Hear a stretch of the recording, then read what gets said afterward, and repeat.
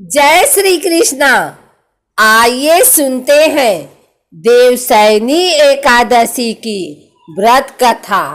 ब्रह्मवैवर्त पुराण में देवशयनी एकादशी के विशेष महात्म्य का वर्णन किया गया है। इस व्रत से प्राणी की समस्त मनोकामनाएं पूर्ण होती हैं।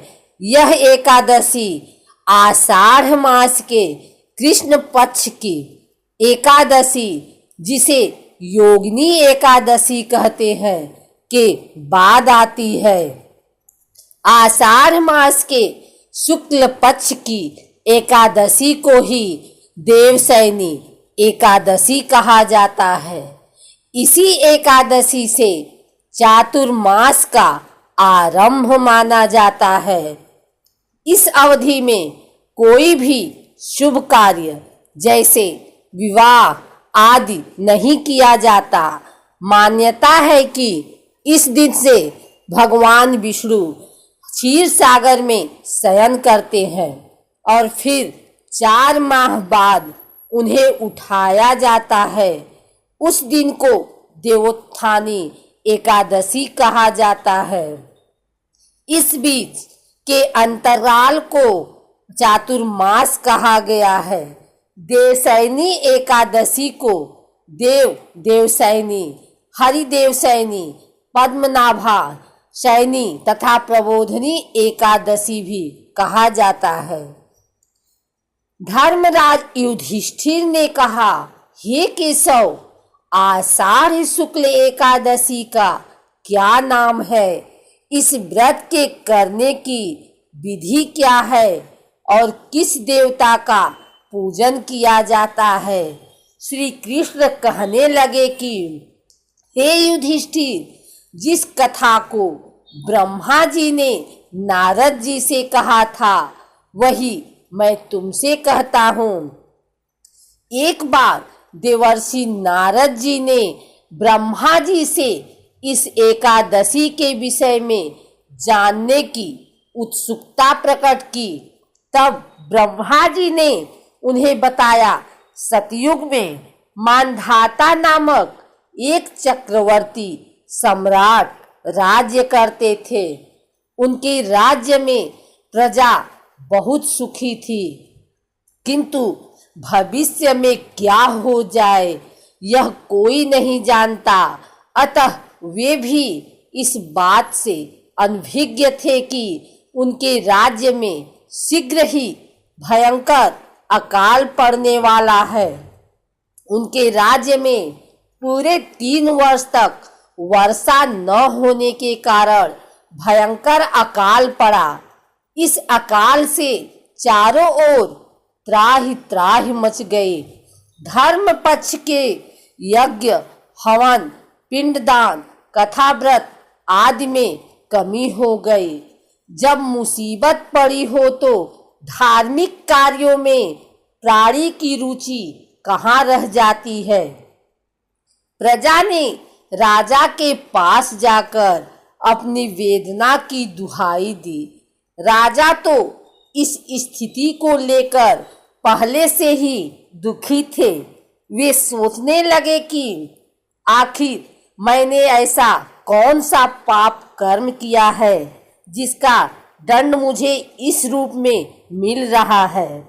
फिर इस कष्ट से मुक्ति पाने का कोई साधन करने के उद्देश्य से राजा सेना को लेकर जंगल की ओर चल दिए।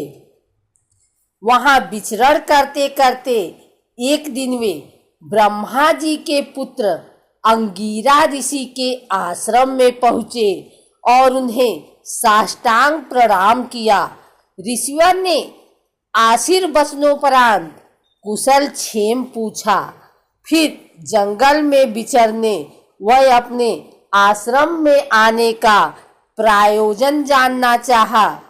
तब राजा ने हाथ जोड़कर कहा, महात्मन, सभी प्रकार से धर्म का पालन करता हुआ भी मैं अपने राज्य में दुर्भिक्ष का दृश्य देख रहा हूँ। आखिर किस कारण से ऐसा हो रहा है, कृपया इसका समाधान करें। यह सुनकर महर्षि अंगीरा ने कहा, हे राजन, सब युगों से उत्तम यह सतयुग है। इसमें छोटे से पाप का भी बड़ा भयंकर दंड मिलता है। इसमें धर्म अपने चारों चरणों में व्याप्त रहता है। ब्राह्मण के अतिरिक्त किसी अन्य जाति को तप करने का अधिकार नहीं है, जबकि आपके राज्य में एक शूद्र तपस्या कर रहा है। यही कारण है कि आपके राज्य में वर्षा नहीं हो रही है। जब तक वह काल को प्राप्त नहीं होगा, तब तक यह दुर्भिक्ष शांत नहीं होगा। दुर्भिक्ष की शांति उसे मारने से ही संभव है, किंतु राजा का हृदय एक निरपराध शूद्र तपस्वी का समन करने को तैयार नहीं हुआ। उन्होंने कहा, हे देव, मैं उस निरपराध को मार दूं, यह बात मेरा मन स्वीकार नहीं कर रहा है। कृपा करके आप कोई और उपाय बताएं। महर्षि अंगीरा ने बताया, आषाढ़ माह के शुक्ल पक्ष की एकादशी का व्रत करें। इस व्रत के प्रभाव से अवश्य ही वर्षा होगी। राजा अपने राज्य की राजधानी लौट आए और चारों वर्णों सहित पद्मा एकादशी का विधि पूर्वक व्रत किया। व्रत के प्रभाव से उनके राज्य में मूसलधार वर्षा हुई और पूरा राज्य धन धान्य से परिपूर्ण हो गया। ब्रह्मवैवर्त पुराण में देवशयनी एकादशी के विशेष महात्म्य का वर्णन किया गया है।